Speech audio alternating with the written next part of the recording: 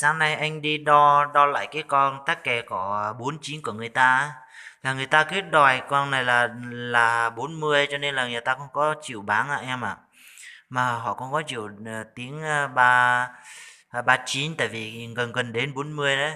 Là cũng nói chung là cũng hơn cái số 4 4 rồi còn nhiều là chưa qua cái số 0 á.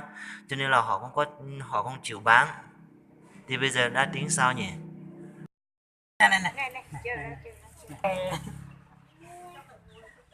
Đâu có thiếu đâu mà. đây là ăn già lọ cái thằng nó sáng hủ hủ mà À, nó trông có là thằng nó ít nhiệt trồng này thì anh không mua thì để lại.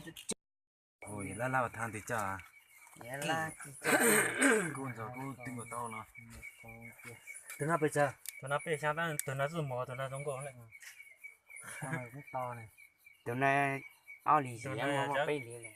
bây giờ tụi nó chạy lấy chạy lò tụi nó to này hai Này là nó cả các bạn.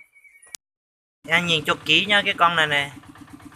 Mà nếu anh thì gần đến 439 rồi này.